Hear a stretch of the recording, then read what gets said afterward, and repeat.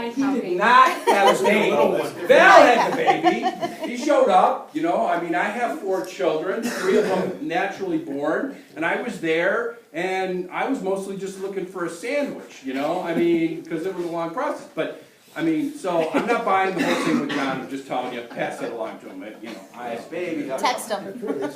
And what is the deal with 9 pounds, 14 ounces? Holy Toledo, man, oh man, John's this little teeny. I don't get it all, but anyway, you have to give that value It away. was all fair, sorry. It's all, yeah, it's 9 pounds of hair, that's probably right. You know what, it's, you gotta give that value away. So our job is to recruit new companies. So why do we have a radio show? Because we need to enlist a bigger community to help us. You're our eyes, your ears, you have connections, you know, you talk to suppliers, you talk to people, you talk to friends, you talk to relatives. You know, especially when it snows, all your relatives from North Carolina call you and go, ha ha ha, it's snowing up there. Yeah, how's the hurricane? No, never mind. I mean, you know, there are reasons why it's important for you to be positive about your community, so we did those kinds of things. That's not really in our job description, not really something we should be doing. And there's lots of examples of that. Claudia knows if somebody comes to us and wants help in this community, we can't physically always help them, but our job is to get them to whoever can, and to make it easy. Oh, you know what, we're not the right group to help you, but we do know who it is.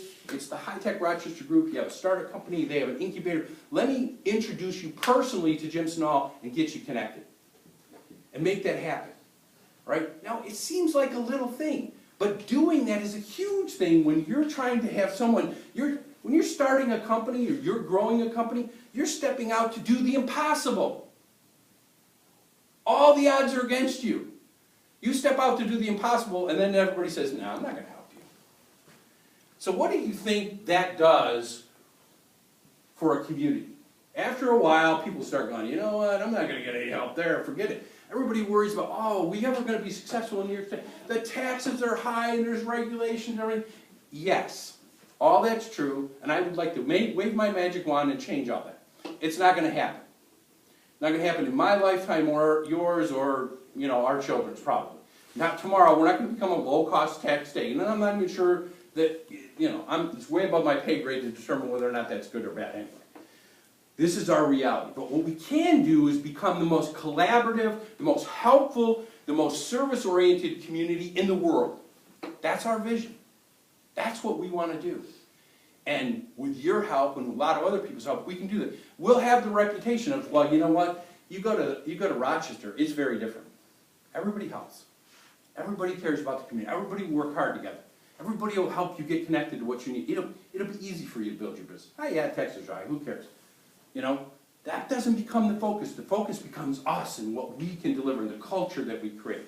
That's what Blazing the Trail is about. So, run to great purpose, upend the pyramid, raise the bar, blaze the trail. It's also, blazing the trail is about keeping your own personal ego in check. Now, we all have an ego. You're right. I got a big one, right?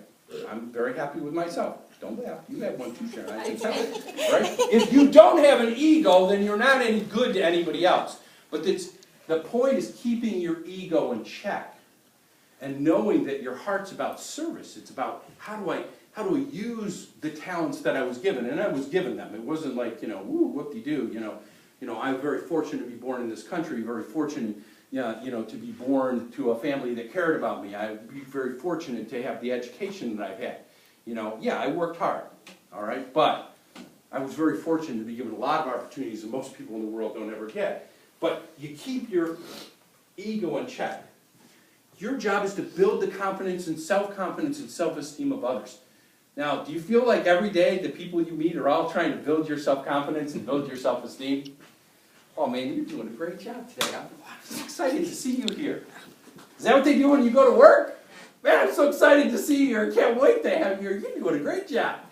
And this is one I have to work hard on because I'm not a real emotive, go around the table and say, oh man, you're doing great and everything. But I'm getting better at it. And my team's great at it. They're great at supporting each other and being positive. You all know Claudia. She's pretty positive. A little crazy too, but that's okay. We like that about her. But that's the important part. Building other self-esteem. So, final point. final of the 5 things. So we've got run to great purpose, upend the pyramid, raise the bar, blaze the trail, build on strengths. Build on your strengths. And in a team setting, to address your strengths, you have to address your weaknesses, you have to address your strengths. One of my jobs, I left there a little less than 10 years ago, about 9 years ago. I was the president of Bishop Kearney High School for about 5 years, from 2000 to 2005. My career is very eclectic. I've done all kinds of things. You went from president of Bishop Kearney to running the lead economic development organization. How did that work? Okay? I can tell you why. It's because of building on strengths. When I took the job at Kearney, we had dropping enrollments for 12 years in a row. Every year it had gone down. We were $680,000 in debt, okay, on the balance sheet, and losing money every year. They said, hey, I got a great job. You're the president. Good luck with that. Now, they thought they hired me, with an MBA, that I was there to shut the thing down. I said, no, I'm not going to do that.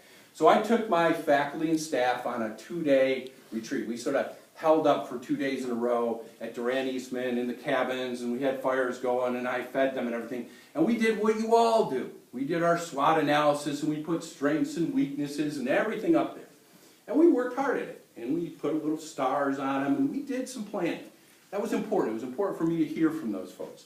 I was new, and to get their perspective before we started the school year. And at the end of the day, the end of the second day, I took all of the things that were weaknesses. And I took them and I folded them up really nice and I burned them in front of everyone in the fireplace. I said, I've heard what you said. It was very important for me to hear that. I want to thank you for sharing that with me. But that's not where we're going. And that's not what we're going to focus on. We're going to focus on our strengths. We're going to be the best at what these things are, and these things will fix themselves. So we focused on the kids and the kind of education and the messaging that we wanted to be. And magically, enrollment went up 25% in 3 years. And the money started to come. I remember the first board meeting I went to in September. I'd been hired in July.